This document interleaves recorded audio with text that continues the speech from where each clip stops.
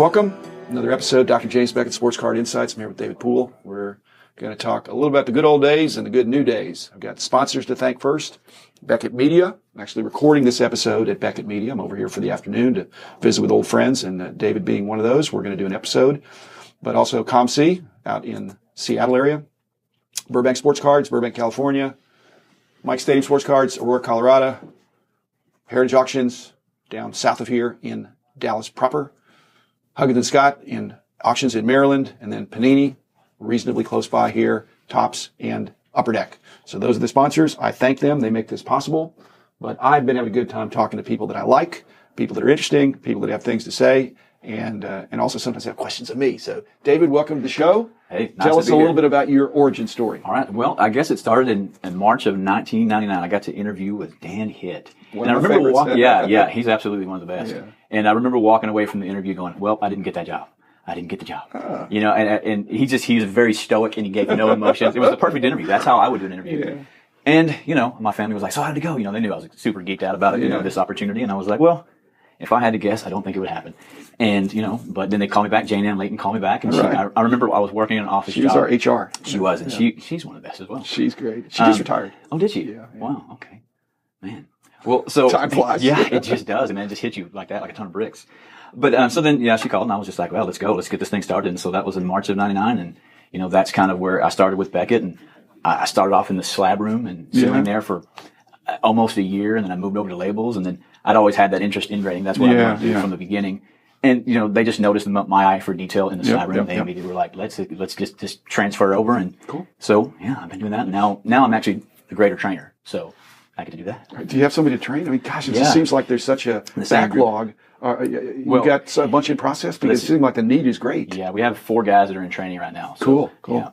2 of them we're hoping that within the first quarter of 2020 that we get them up to the senior grader level, and we've got 2 that just started and they've been here for about 3 months. So, you know, can you explain a little bit? I mean, we can unpack this further, but just enough for people to see that there are a number of checks and balances and review processes, processes and procedures to safeguard. There could be a rare mistake, but based on the volume of cards that are being done, it's you want to be perfect, but you might miss something. But it's not going to be because an untrained person took a very valuable card and slapped a 10 on it. So these trainers, the training aspect. One of the beautiful things about grading is that the test for whether you can be a grader here is whether you can grade, whether you have some concept of that, but you still can't throw them into the fire immediately. No, yeah, gosh, it would be. So how grueling is that? Well, man, let's see. You know, for me, it took every bit of a year for me to get to a place where like the grades were on par with everything, and then after that, it's just you have to have tenure to some to some degree so that you're seeing stuff that, especially nowadays, like it's not every day that you're going to see a 1984 Tops John Elway, and Dan Marino, and so there's things that over time that, when such a long time has passed by, these 20 years went like that. But these guys that are coming in, a lot of them, the younger guys, like just the other day, one of the guys that's been here for 4 years, is like, hey, I haven't seen this yet. And it's just like, and even for me, there are still things on the vintage aspect that when they come in, like even I haven't seen it. But, so it is a grueling thing. Are you shooting a picture of it or are you walking it to the other side of the room? I mean, how physical is it as opposed to digital in terms of having this working together to make sure that we're backstopping each other? Right, we're all in the same area, so that's the good thing is our walk isn't very long. Yeah. But if we do, that's the beauty of us all being in the same room. And then once a week, I'll put together a meeting where I'll have certain cards that we'll talk about. And if I don't have those certain cards in front of me, I'll find the best images I can online, and we'll talk about them. We'll go that route, and we'll discuss, hey, what should we do on centering? Have y'all seen this? This is something that's new. Just one the other day, we had one where it looked like part of the card design, and so we didn't know whether to hit it or ignore it. And so after, because it was new, or because it was a brand new card. It was a brand new card. It was a P. Alonso. And so, then I finally found one image that didn't have it, and I was like, there it is. And so I kind of cataloged that into an oddball and rarity category, and then we have a digital database for it, and so stuff like that, so we can reference it. Since we're always traveling on the road, and then when we travel, everything's uploaded to the same drive. We can all access. It's like the autograph guys have their exemplars. Yeah, exactly. And so we have counterfeit stuff. We have things that we rarely see. We have trim samples and things like that. So I mean, it's gotten to where we're actually logging a lot of that stuff. It is time consuming. At the end of the day, I mean, like the guys that we're dealing with have gotten so good at what they do. Yeah.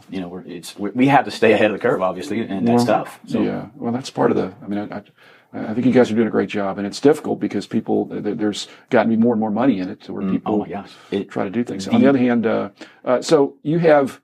What is the experience of these people that come and get in your training program that qualify even to get in the door? I mean, were they really good at grading their own cards? Were they submit? Some of them, because some of the guys we hired were submitters, right? And so people don't realize that if somebody, it's not that it's not a science. There's some art to it, but a lot of science. Mm-hmm. But somebody that can grade their own cards can actually submit and get a very high degree of really, really good grades. Yeah, absolutely. There's no manipulation. They just pre-screen. Right, exactly. And then consequently, if they left here, they have that skill plus experience of knowing what people are looking for. Yeah, and it's trying to find people that because especially in where the industry is right now, there's a lot of money being made, and so it's trying to find people that are willing to leave that side of it to do this side of it. Because those are people who do have the most experience, and then it's like. Then they have to turn the very thing that made them passionate about the hobby, they almost have to turn it off as far as, what they get graded, because, now you're in a position where you can only get stuff graded. Yeah. You have to hang on to it. It's just it damages the card if you drew on it. That is exactly. But so are you, as part of this training, are you still grading? Mm-hmm. Yeah. So you're just grading alongside those? Right. So like I'll grade. And they're all guys probably. Are there any women? You know what? No, we almost had a lady. And then she still works here, actually. She works on the BAS side, and she had interest in. We were excited because anytime there's a first for something, it's like, hey, this is going to be. Well, you need good people. It's just good people. It doesn't matter, right? And so, but she ended up going toward the BAS side of things, and I'll still tease her like, when are you going to come over? Come over to the dark side. I don't know about that. This would be the light side. Gosh, I say that all the time. But they got their hands full too. Oh my gosh, so much stuff. I mean, there are things every day. But just take for instance the Chrome cards that we have. I mean. These autographs, a lot of times we'll streak on them. Of course, everybody's going for a 10 autograph. And, when it's on these super slick surfaces, these people can wipe this stuff down completely untraceable and then rewrite these autographs. And so, that's what we're up against. But luckily we have BAS and we can show them and say, these guys are great at what they do and then help us on that aspect of it. Right. How do you, we're trying to get into your origin, but also you've been here a long time now, or here, back at Publications now, back at Media. But how have you avoided burnout if you've been doing some similar things for a long time? I just had this conversation with my 12-year-old boy who was playing football. He loves sports with all his heart, and he's been dying for more playing time. And I said, and he said he was bummed out in yesterday's game. He didn't get a lot of playing time. And I said, if you love it, I said, nothing will keep you from doing it. Yeah. And that's me. It really is. Like, I love doing what I do, and I've just never had a problem with getting burned out. Like, it's like anything else where, if I do it for, 20 days straight without, a break, then I will have a time where I just need a break. But you're a little bit of a people person too. So it seems like basically the esprit de corps here is important to you. Sure. And I don't know if there's an image that each of these graders is sitting in a windowless office with and the cards are slid under the door and you can't come out until it's the end of the day. So if it's a bunch of again guys working together with a shared struggle and a desire to do great work. Sure. With an avalanche of cards coming at you every day. It just never stops. Yeah. Right. And I just, it's one of those deals where I sincerely enjoy what I do for a living and I think about it all the time. And I just am blessed to be able to work in an industry where the very thing that brought me joy as a child still brings me joy as an adult. And now I make a living with it. That's wonderful. That's wonderful. It's amazing. Do you do eye tests for your graders? Well, I guess the eye test would be when we show them a card, and we give them these sample tests that we have put together, and then obviously we'll be able to tell real quick if they can see or not. But over time, if we see a trend. But if you got bad eyes, you get tired eyes. I'm just saying. Yeah, no, sure. And like if we see a trend in somebody's, work, then we will address that and say, hey, do you think maybe this is something that you need to get checked out? And then, and there's always a conversation on that end of it, excuse me. But, it's obviously sight is very important, but I say sight's important, but I'm sure the customers on the other side are like, no, sight's not okay. It's okay if you can't see. I'd rather you not be able to see the flaws of my card. Not so sure about that. Okay. So you've avoided burnout, but then you've had this journey here that's been interesting to you. Yeah. What about Roberto? Oh man. How does he maintain? Because he's amazing. He is. What's funny about Has he been principal slabber? Yeah. And now he's doing that. He's on the CBCS side. Yeah. And he's in the midst of redesigning their slab on there and making it. Well, he's a very talented guy. And he takes that, and see, that's the same thing. You can see that that's what he enjoys. He loves being able to create this thing that he has been part of since the beginning. And, the other day, he just came out and he said, hey man, how long have we been doing this? And I said, a long time, man, a long time, 20 years. And I like seeing those. I just saw a video somebody posted to the Beckett alumni page, and it was a Christmas video from '91 Beckett. I wasn't here yet, but they were going through and they got to the shipping department, and you see John Paul with the perfect mullet, and then Roberto behind him with the jean jacket and perfect mullet, and they were both pointing to the camera. I was like, wow, those dudes have been here for a while. A long time, I know. For sure. Done different things, and throughout the years, it was really gratifying to me to see people contribute in different roles. Because I really, like I said, to avoid burnout, it's nice to be cross-trained and doing different things. But then when you gravitate toward the thing that you really like, and when I meet with young people and they don't know what career they should get, I say, you find something where even what other people consider drudgery, you enjoy doing it. Yeah. You don't just tolerate it. You think this is a necessary part of it, and I'm looking forward to doing this. Then you've made a good career choice. Absolutely. A word that I learned when I was 21, still fresh here at Beckett, was ubiquitous, and it was from the great Mark Harwell. God rest his soul. He was, but he had told me that he called me that. He said, "Man, I'm gonna he said, Poole, I'm gonna start calling you the ubiquitous Poole." And Mark always had he had the word of the day. He did always. He had a word of the day sent to him, and he used it the and whole. I immediately, we didn't have phones that could have the internet right in our hands, but so I was like, ubiquitous. What does that mean? I was like, I hope that it means something good, because I looked up to Mark and I was like, you looked everywhere to find out what ubiquitous was. Yeah, exactly. And so then I found out, and it was because he says, man, every time I walk in here, you're doing something different. And that's kind of how my he was great at complimenting. He was very an awesome skill, and not something to be understated. You got any questions for me?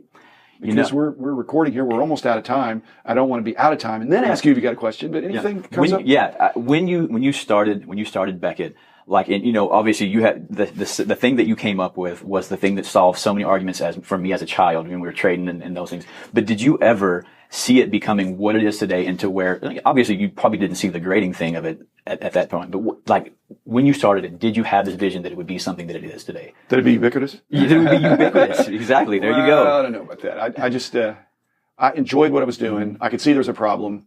And when I got started, it was I always said it was a big fish in a little pond, and then the pond got a little bit bigger. Yeah. And so and some of the things our team did made the pond bigger because it made it safe to fish in that pond. Yeah, absolutely. So there were simpler days, but it was a task, an opportunity that I saw, and I thought I could do this. And I was a young, optimistic, idealistic college professor who had enough education to see that it could be done, and had enough time to say, I'm gonna jump in with both feet. So it was very gratifying, very blessed to be the right place, the right time, and it obviously really took off as I added outstanding teammates such as you and Mark and others that we've talked about. So it's the fact that it got as big as it got. There were too many other factors involved there, but the economy, the nice thing about this hobby, and the grading captures this, is that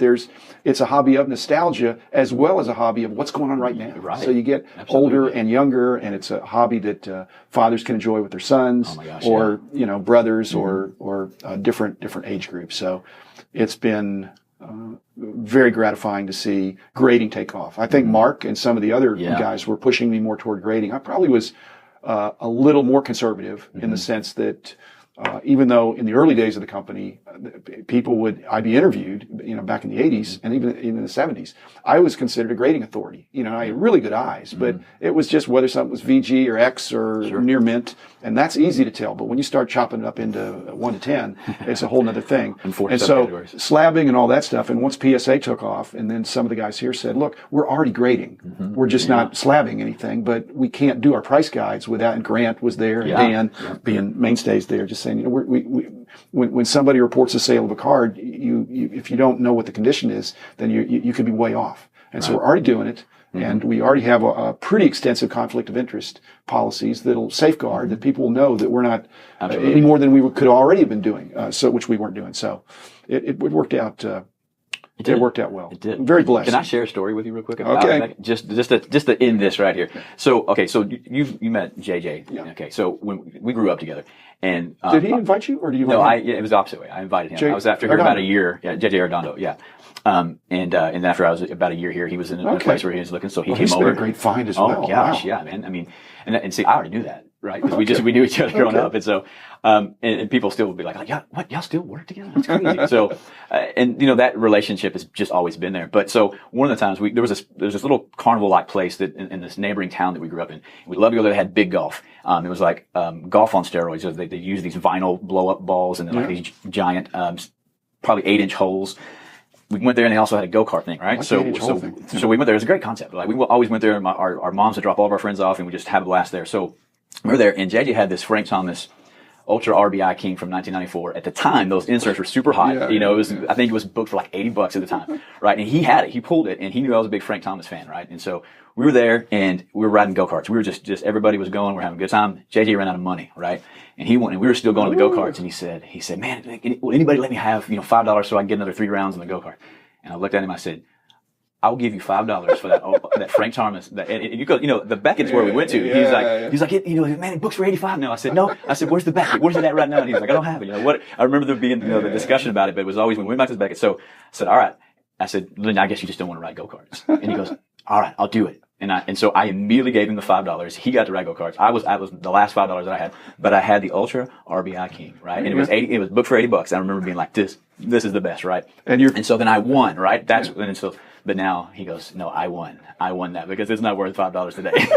But that was all, all the Beckett was the thing that solved the arguments back in the day. And I just want to thank you for a phenomenal product. Probably a metaphor for you and JJ and some of the other guys. It was great for us. The friendship endured. But then now we get to share. Yeah. I mean, we always sat around and here we are. We have 20 years later. We are still working together at this company that brought us joy. And so for that, again, we thank you. I thank you, David, for your part in the success and look forward to further conversations. We're out of time now, but thanks, David Poole, and thanks, Beckett Media, for carrying on work that I started and enjoyed for a long time. So we'll be back tomorrow with another episode. So thanks again, listeners.